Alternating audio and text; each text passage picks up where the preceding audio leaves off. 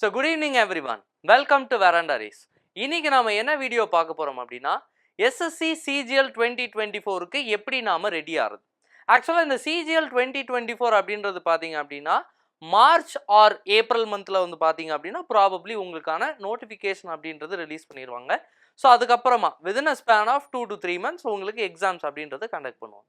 So இந்த CGL 2024க்கு நாம் எப்படி ரெடி ஆகிறது, ஸோ எந்தெந்த டாபிக்ஸை ப்ரையாரிட்டைஸ் பண்ணி நம்ம ரெடியே பண்ணணும், ஸோ இதுதான் இன்னைக்கான வீடியோவில் பார்க்க போகிறோம். ரைட். ஸோ இப்போ ஃபர்ஸ்ட் ஆஃப் ஆல் இந்த எக்ஸாமை பற்றி போகிறதுக்கு முன்னாடி இதில் என்னென்ன டைப்ஸ் ஆஃப் போஸ்டிங்ஸ் இருக்குது, என்னென்ன மினிஸ்ட்ரிஸ் இருக்குது, இதில் என்னென்ன ப்ரிவிலேஜஸ் இருக்குது, அதான் இப்போ ஃபர்ஸ்ட் பார்ப்போம்.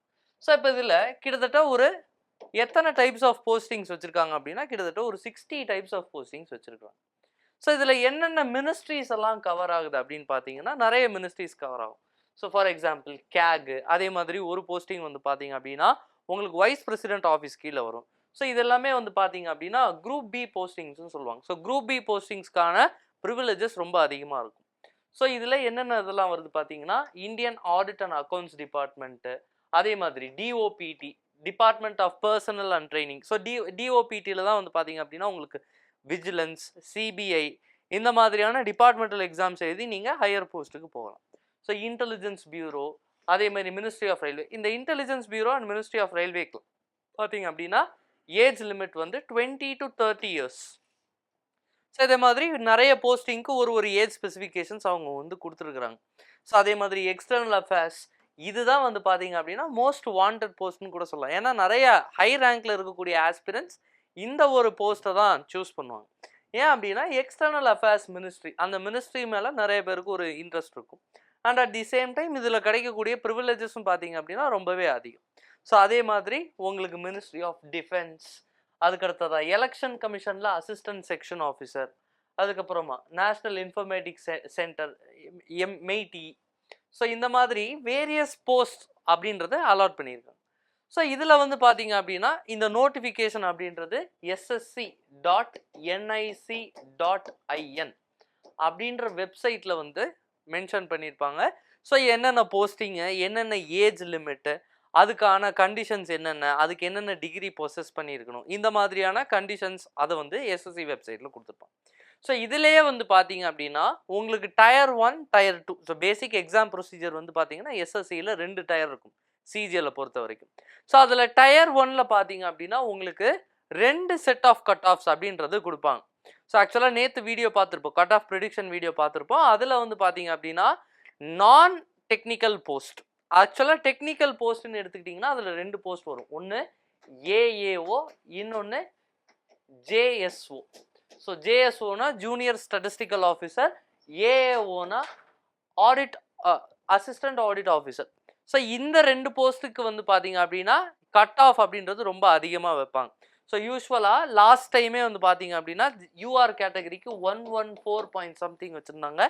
பட் இந்த 2 கேட்டகரிக்கு அப்பியர் ஆகக்கூடிய கேண்டிடேட்ஸ் வந்து பார்த்தீங்க அப்படின்னா கட் ஆஃப் வந்து 156 வச்சுருக்குறாங்க. ஸோ இதுக்கான கட் ஆஃபே வந்து பார்த்தீங்கன்னா ரொம்ப அதிகமாக இருக்கும். And at the same time இதுக்கு வந்து ஒரு நார்மல் பேச்சுலரேட் டிகிரியில் இருக்கக்கூடிய கேண்டிடேட்ஸ் அப்படின்றத அப்ளை பண்ண முடியாது.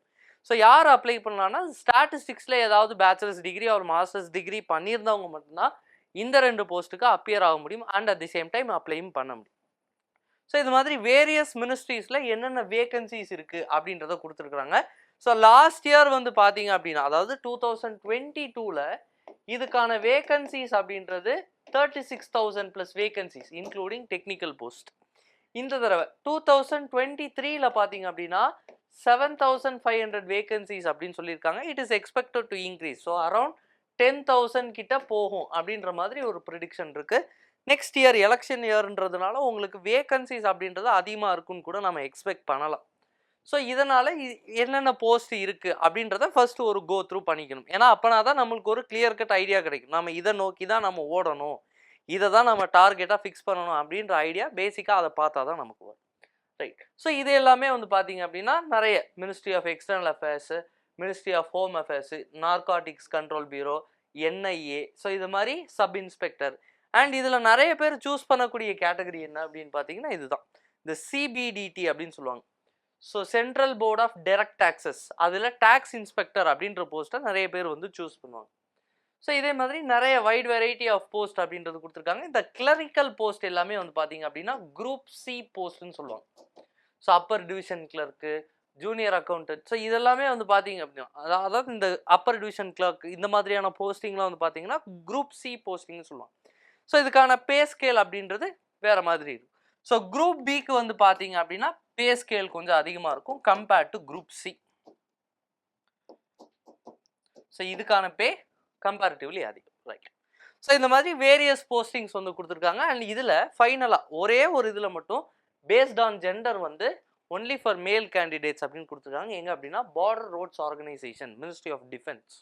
ஸோ பார்டர் ரோட்ஸ் ஆர்கனைசேஷன் இவங்களுடைய மேண்டேட் என்ன அப்படின்னா பார்டர் ரோலை பேட்ரோல் பண்ணுறது. ஸோ பார்டர் ரோல்னு பார்த்தீங்க அப்படின்னா உங்களுக்கு இந்தியா நேபாள், இந்தியா சைனா இந்த மாதிரியான பார்டரில் இருக்கக்கூடிய அந்த ரோட்ஸை பேட்ரோலிங் பண்ணுறது. இது ஃபுல் அண்ட் ஃபுல் எந்த மினிஸ்ட்ரிக்கு கீழே வரும்னா உங்களுக்கு மினிஸ்ட்ரி ஆஃப் டிஃபென்ஸுக்கு கீழே வரும்.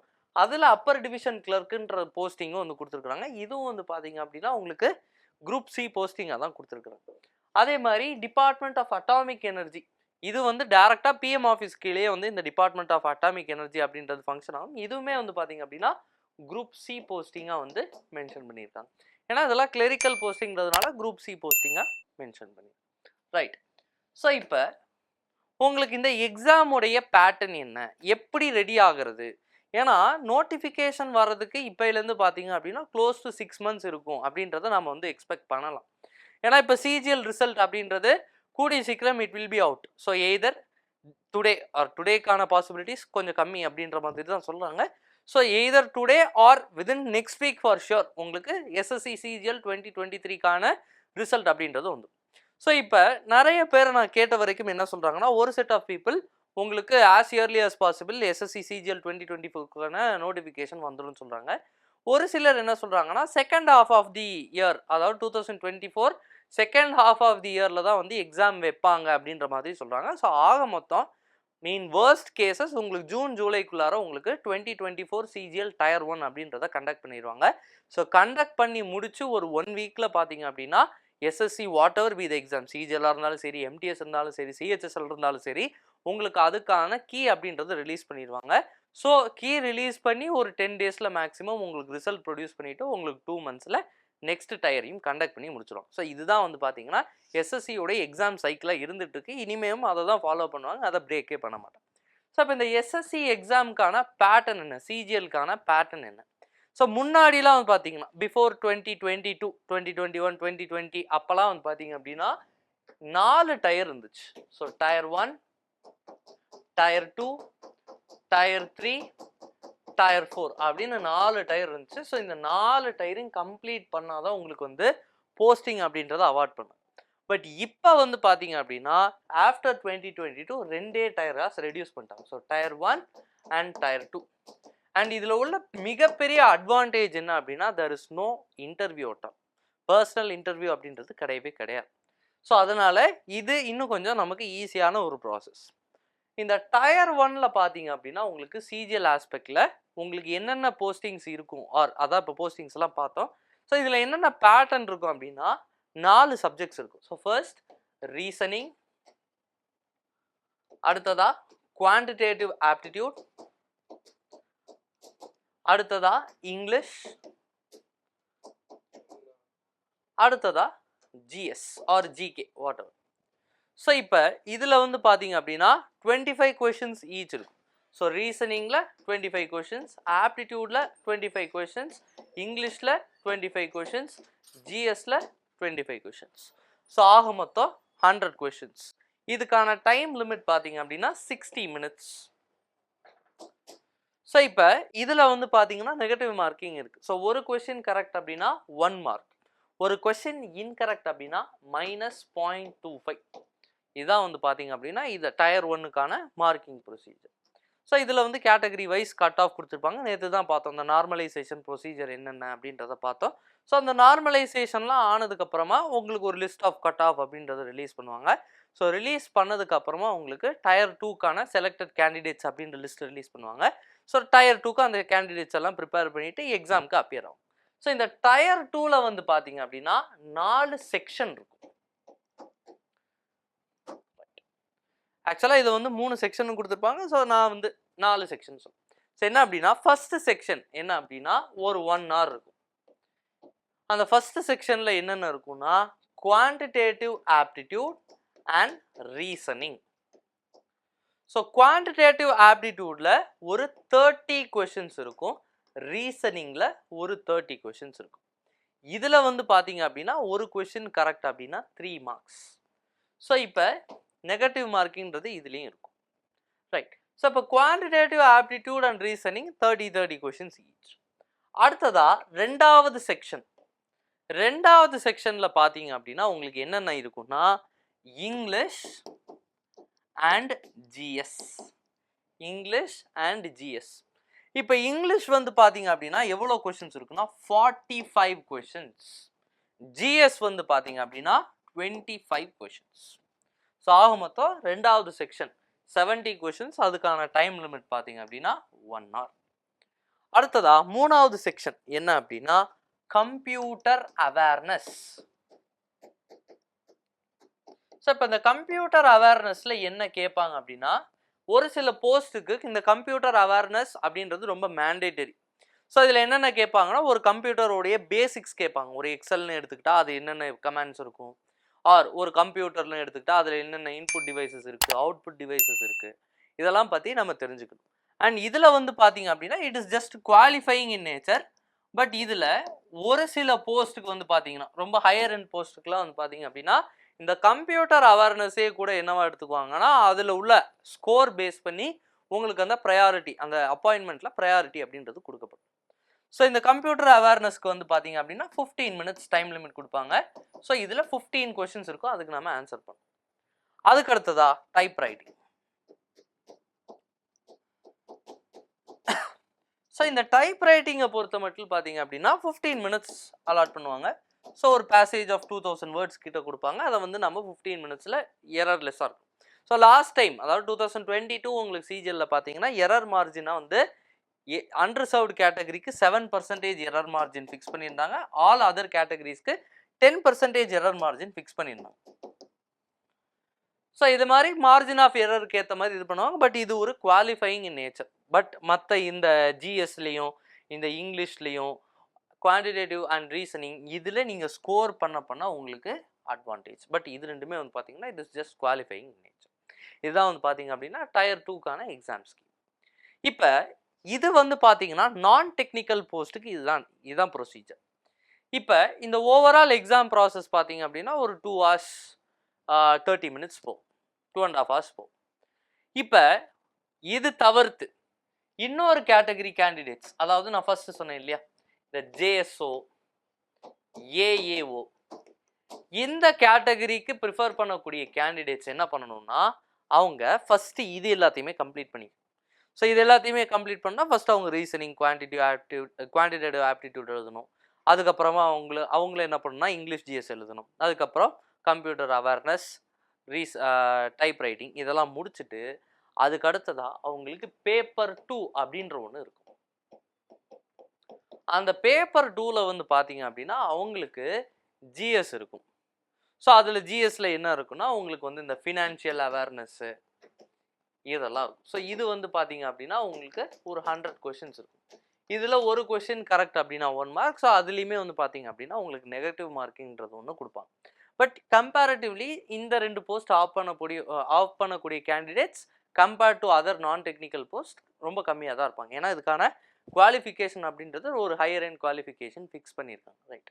ஸோ இதில் வந்து 100 கொஷின்ஸ் ஃபினான்ஷியல் அவேர்னஸ், ஜிஎஸ், அதே மாதிரி ஸ்டாட்டிஸ்டிக்ஸ். ஸோ ஸ்டாட்டிஸ்டிக்ஸ்லேருந்து பார்த்தீங்க அப்படின்னா உங்களுக்கு 50 கொஷின்ஸ் இருக்கும்.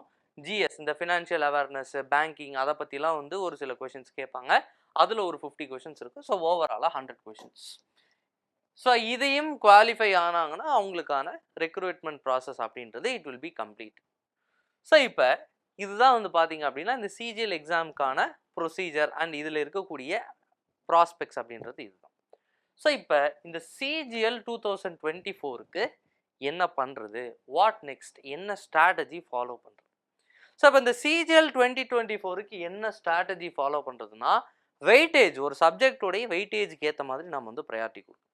ஸோ இப்போ ஃபர்ஸ்ட் டயரில் பார்த்தீங்கன்னா 4 சப்ஜெக்ட் இருக்குது. இந்த 4 சப்ஜெக்ட்டுமே வந்து பார்த்தீங்கன்னா ஈக்குவல் வெயிட்டேஜ் தான். ஏன்னா 25 கொஸ்டின்ஸ் ஈச் இருக்கு. ஸோ அதில் வந்து ஒரு கொஸ்டின் கரெக்ட்னா 1 மார்க், ஒரு கொஸ்டின் இன்கரெக்ட்னா 0.25ன்னு பார்த்தோம். 0.25 right.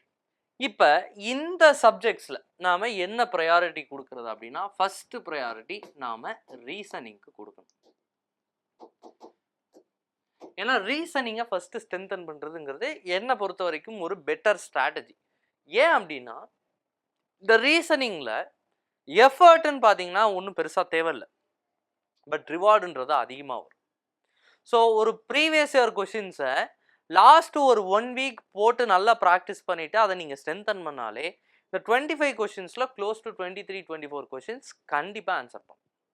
So first priority reasoning கொடுக்கணும். அதுக்கு அடுத்த ப்ரையாரிட்டி குவான்ஸ்க்கு கொடுத்தா என்னை பொறுத்த வரைக்கும் it will B a better option. ஏன்னா குவான்ஸ்லேயுமே வந்து பார்த்தீங்கன்னா எஃபர்ட்டுக்கு ஏற்ற ரிவார்டு இருக்கும். அண்ட் அதிக ப்ரையாரிட்டி இதுக்கு அடுத்ததான் இங்கிலீஷ்க்கு கொடுத்தாங்க. As far as tier 1 is concern. As far as tier 1 is concern, first priority reasoning, அடுத்ததா குவான்ஸ், அடுத்ததா இங்கிலீஷ், அதுக்கப்புறம் GS.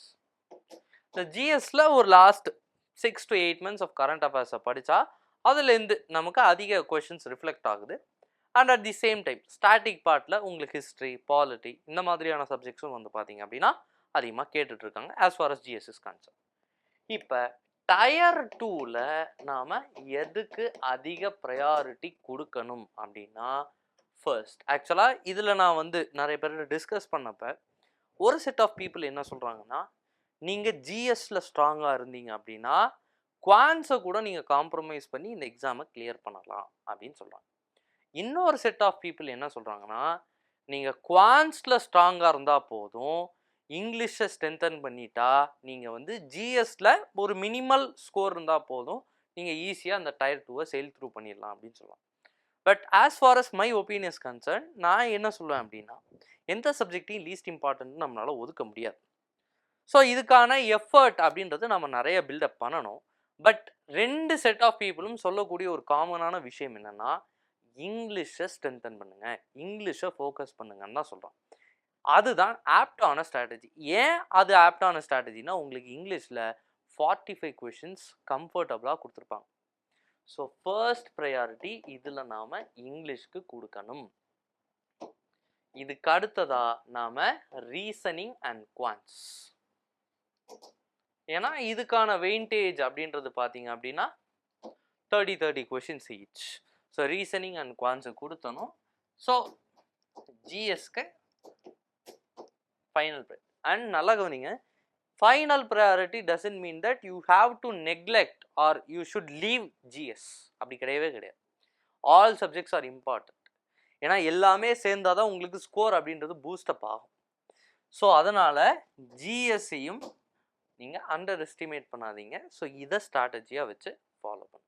And at the same time நிறைய பேர் வந்து டைப் ரைட்டிங் அண்ட் கம்ப்யூட்டர் அவேர்னஸையும் ஃபோக்கஸ் பண்ணும். ஸோ கம்ப்யூட்டர் அவேர்னஸ்க்கான சோர்ஸ் என்ன அப்படின்னா, உங்களுக்கு என்சிஆர்டி புக்ஸ்லேயே வந்து பார்த்தீங்க அப்படின்னா அந்த கம்ப்யூட்டர் அவேர்னஸ் அப்படின்றத பற்றி போதுமான அளவுக்கு உங்களுக்கு இன்ஃபர்மேஷன் இருக்குது.